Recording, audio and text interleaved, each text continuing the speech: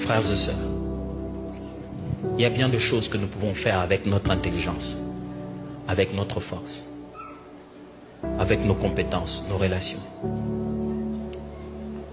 Il y en a d'autres qu'on ne peut pas faire si l'Esprit de Dieu ne s'en mêle pas.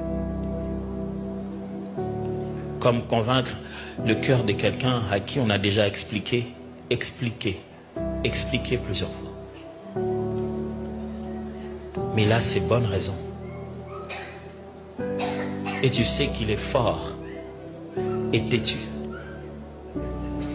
Et tu sais que pour que cette relation soit restaurée, il faut que l'Esprit agisse.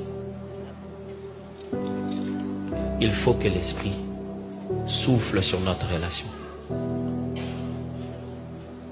Vous avez tenté thérapie, rencontre avec le thérapeute. Vous savez qu'il a entendu les conseils. Il a fait 2 ou 3 fois.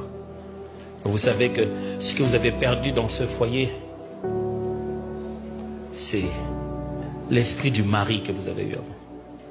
C'est le même individu, mais peut-être qu'il est même devenu plus beau. Mais il n'est plus le même. Il est mort au-dedans de lui. Il est épuisé. Dieu aimerait fortifier votre mariage à nouveau. Dieu aimerait fortifier votre maison à nouveau. Dieu aimerait fortifier votre engagement, votre appel. Vous savez que ce n'est plus une question d'argent. Vous en avez perdu simplement les ailes. Vous n'en avez plus envie. Ce n'est pas juste question d'envie. C'est que dans votre cœur, vous avez besoin de recevoir un autre coup de force. Être dynamisé. Et le jour où le Saint-Esprit devait venir sur tout le monde, Jésus a fait une promesse claire. Il a dit, alors vous recevrez une dynamite, une puissance. C'est ça le terme en grec. Ça va exploser. Vous recevrez une décharge. Ce n'est pas lui la décharge, mais lui vous fera cette décharge.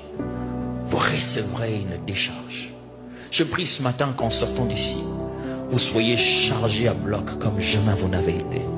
Qu'une détermination que vous avez perdue dans un but divin soit restaurée en vous.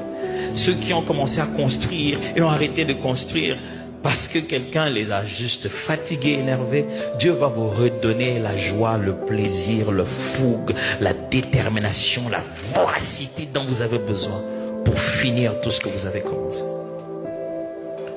Tous ceux qui sont quelque part, qui ont arrêté en chemin, le Seigneur va vous donner le souffle nécessaire pour finir cette course. Celui qui a commencé cette œuvre avec vous l'amènera jusqu'au bout.